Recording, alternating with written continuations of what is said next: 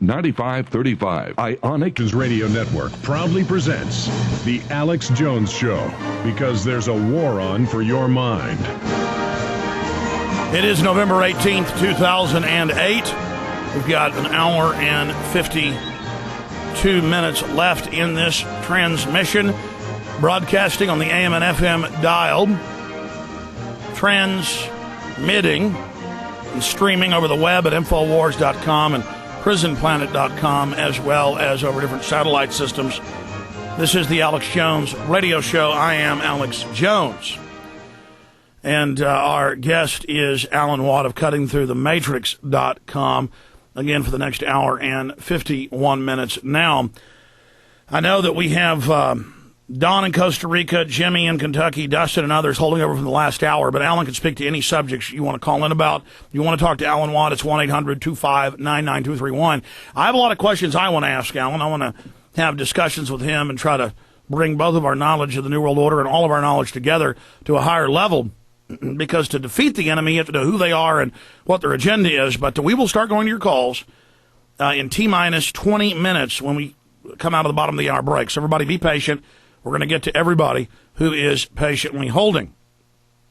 But Alan, last hour I had a caller call in, Mike from California, saying, well, if they're saying they plan to kill 80% of us, how do they plan to do that? And I was explaining to him that it's incremental. First, they've got to socialize us, get us under government control, being regulated, being tracked, being traced, in government schools, where they always, have things more far advanced than they are for the adults. This is all part of, like programming, bringing in the new model, flushing out the old info, putting in the new, reducing the language, semantically reducing the language, drugging, poisoning, sterilizing the population. We have all the numbers on that. I want to go over that. But out of the gates, I wanted to ask you, because I've seen a lot of this in their Club of Rome planning, UN planning, biological diversity assessments.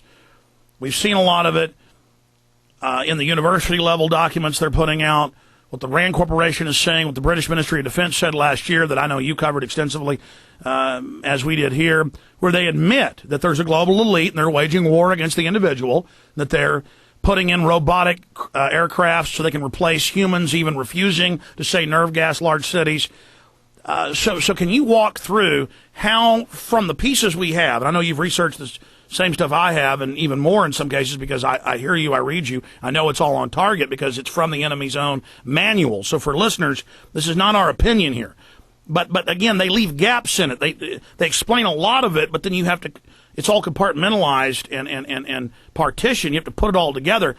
And they're not clear on time frames, but they want to use global war, global famine, controlled bioweapons releases to train us with each terror attack, each bioweapons release being bigger, to live in a more and more controlled society in the name of keeping us safe, to get us finally in that totally controlled technological enslavement grid, control grid, so that they can then exterminate us in mass with the super bioweapons they have.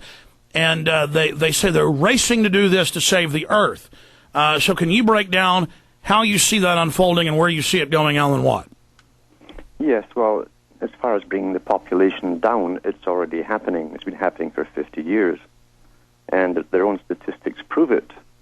I've read reports this last week or so from official reports on the sterilization of males.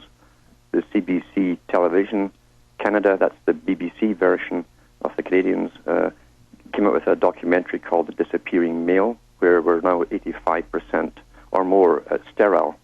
And yeah, the West is dying from Russia to Japan to the United States. First world is dying at about 3 to 4% a year. But to be clear, you mean they've slowed down the global growth? Oh, absolutely. And there's more women, girls being born than boys now, because the boys have been attacked in the womb by bisphenol A and phthalates, which literally alter the biological makeup of the male. It attacks his endocrine system at the age of 7 weeks as a fetus. And we're seeing them today. The feminine males, they're much slimmer. They have no shoulders. Let's not glaze over that. And this is again main government documents, CBC broadcast, what Alan and I have already covered. But there it was codified. The baby boys are dying in the womb in mass, being targeted. If they make it out, I don't want to even say they're feminine. They're an emasculated male whose literal glands do not develop. Alan, please continue. Yeah, and also in that same documentary, they said that 10 years ago, they could take sperm samples from young, healthy males in college around the age of 18, and they had 60 million sperm per milliliter. And now the new normal is 10 million per milliliter. So that's how far it's dropped. And so they keep dropping the normal sperm count for males, and the sperm that's left is immotile. It's immotile, dysfunctional. It doesn't find the target. It cannot go to the ovum. So technically, most males today are almost completely sterile. And this is well understood. They've been studying this for 50 years, and it's only now they're releasing what they've always known for the last 50 years. And you have to go back 50 years to the writings of Charles Galton Darwin, who came out with his book, The Next Million Years, where he outlines, on behalf of the elites, the different techniques of doing this very thing, sterilizing the population, primarily targeting the males, and reducing them drastically. So it has been happening. People are always looking for a big apocalypse, and it doesn't happen that way. It happens gradually, quietly, and the big mainstream media make no big deal about it. Explain that, because you do that very well. I mean, they state it's silent weapons for quiet wars. They slowly turn up the ambient chemicals, the frequency pollution, what's in the water, the food, so that we slowly get used to the neighbors, the kids dying of cancer, the old people dying early. We slowly get used to everybody not being able to have babies on the block, except for the new third world populations that come in that haven't been under the chemicals. But then you take third world groups that have been here a generation, they're just as sterilized as blacks and whites. I mean, we're under hardcore attack right now. It's complete all-out warfare. And now he discussed this as Charles Galton Darwin. He was a physicist in the 1950s. And you'll find Arthur Koestler also worked at the United Nations.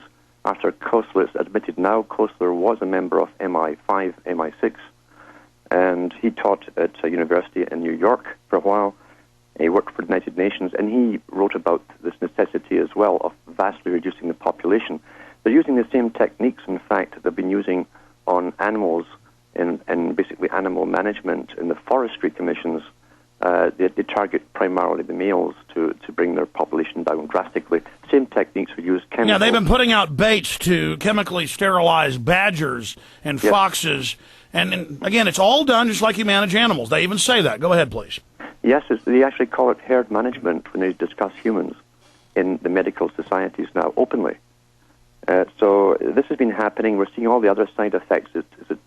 As the sperm count drops and the endocrine system is severely attacked in young men, their IQ level is dropping as well, which also explains why they can't catch on to the big picture of what's happening around them. They literally don't have the ability to see what's happening.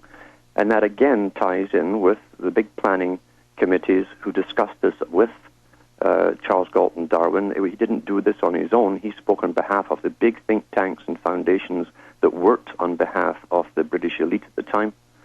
And they talked about the necessity for dumbing down the people, especially the male, because the male was their main target. They said, if the men will never, ever accept this new world order, this regimented system from birth to death. And that's why they Prozac and Ritalin the boys.